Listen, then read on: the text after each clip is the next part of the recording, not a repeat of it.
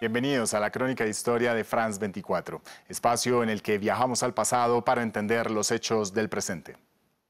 El Brexit es el divorcio del Reino Unido de la Unión Europea y comenzó tan pronto en que el reino se unió en 1973 al ancestro de la Unión Europea, la Comunidad Económica Europea, una zona de libre comercio entre los 6 países fundadores.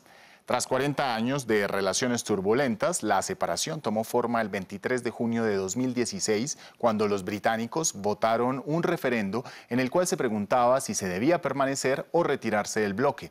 La voluntad popular fue la separación, con un resultado de 51,8% contra un 48,1%. Ahora está en juego para Theresa May cómo organizar el Brexit y tiene 2 opciones. Una salida preparada, ordenada, con un acuerdo, o una salida brutal, sin acuerdo. El Parlamento británico rechazó 2 veces este acuerdo negociado por May con sus partidarios europeos, lo que la obligó a pedir una extensión del plazo para negociar la salida.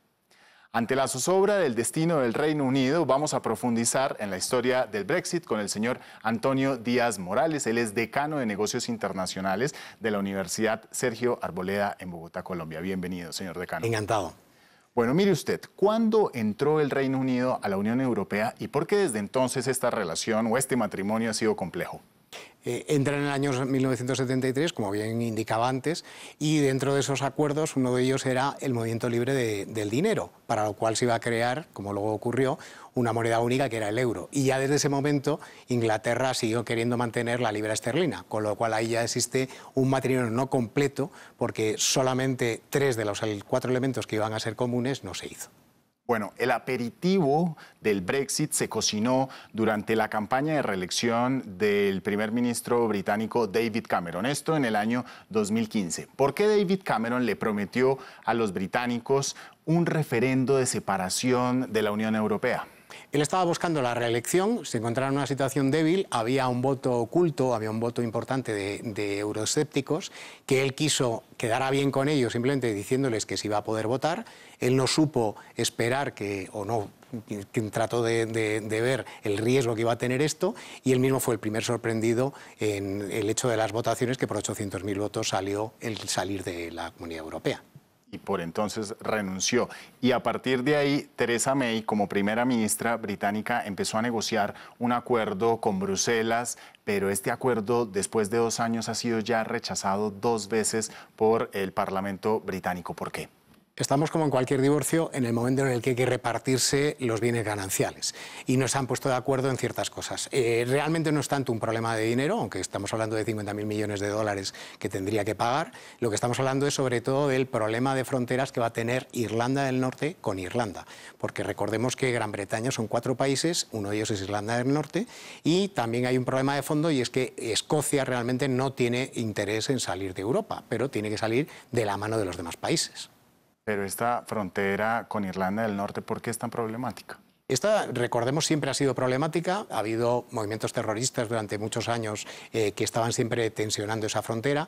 Con este periodo de 46 años se había quitado las fronteras, se podía circular libremente entre Irlanda e Irlanda del Norte, pero los partidos de Irlanda del Norte, sobre todo los que son unionistas, los que quieren salir de la Unión Europea, quieren una frontera real, que es algo que en Gran Bretaña no quería, que es algo que Europa tampoco quiere, y que por tanto es un escollo porque no saben cómo hacerlo, porque para poder salir adelante las votaciones de Theresa May han sido siempre frenadas por este grupo de Irlanda del Norte que no permiten el eliminar la frontera como tal.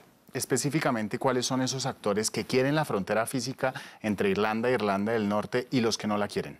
Dentro de la Gran Bretaña hay un grupo que es el partido más separatista de Irlanda. Recordemos que ahí han estado siempre y que se llegó a una serie de acuerdos entre el IRA y el ejército de